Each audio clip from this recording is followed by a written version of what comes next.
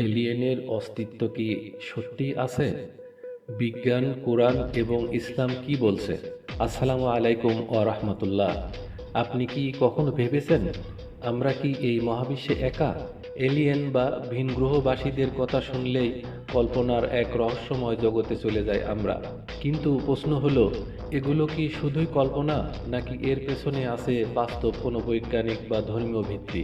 আজকের ভিডিওতে আমরা জানব এলিয়েন কি, বিজ্ঞানীরা এলিয়েনের অস্তিত্বের কি প্রমাণ পেয়েছেন, কুরআন হাদিস এ বিষয়ে কি বলছে, আলেমদের মতামতই বা কি। রহস্যরেখার আজকের ভিডিওতে আপনাদের সকলকে স্বাগত। তো চলুন শুরু করি।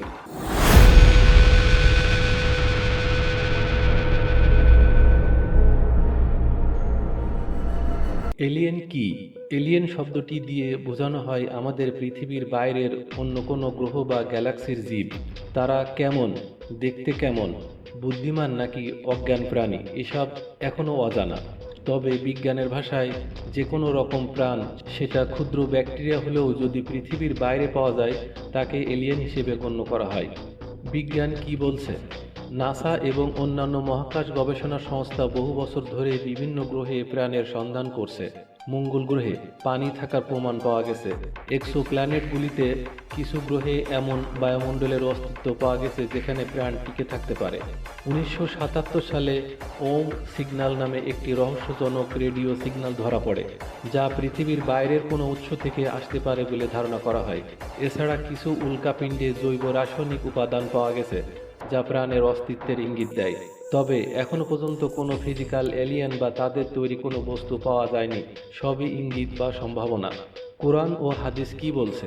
কোরআনে সরাসরি এলিয়েন শব্দটি নেই, কিন্তু কিছু আয়াতে এমন ইঙ্গিত আছে যে আল্লাহ তাআলা শুধুমাত্র পৃথিবীতেই নয় বরং অন্যান্য জগতেও সৃষ্টি করেছেন। সূরা আশ-শূরার আয়াত নম্বর 29। তার নিদর্শনসমূহের মধ্যে একটি হলো নবমণ্ডল ও ভূমণ্ডলের সৃষ্টি এবং সেসব জীবের সৃষ্টি যেগুলো তিনি এ দুইয়ের মধ্যে ছড়িয়ে দিয়েছেন। আজ সামাওয়াত বা আকাশমণ্ডলী শব্দটি দিয়ে অনেক আলেম বুঝেছেন একাধিক গ্রহ বা জগৎ। হাদিস শরীফে স্পষ্টভাবে এলিয়েন প্রসঙ্গ না থাকলেও বহু মুফাসসিরের মতে এই আয়াতগুলো মহাবিশ্বে অন্য প্রাণের সম্ভাবনার ইঙ্গিত করে। আলেমদের মতামত। আধুনিক আলেমদের মাঝে এ বিষয়ে কিছু মতদ্বৈততা আছে। কেউ বলেন কোরআনের আয়াতগুলোর ভিত্তিতে এলিয়েন থাকা অস্বাভাবিক নয়, আবার কেউ বলেন এ বিষয়ে কোনো স্পষ্ট দলিল নেই, তাই একে নিশ্চিতভাবে বলা উচিত না। তবে অধিকাংশ আলেম একমত যে আমরা এই মহাবিশ্বে একা কিনা তা একমাত্র আল্লাহ জানেন।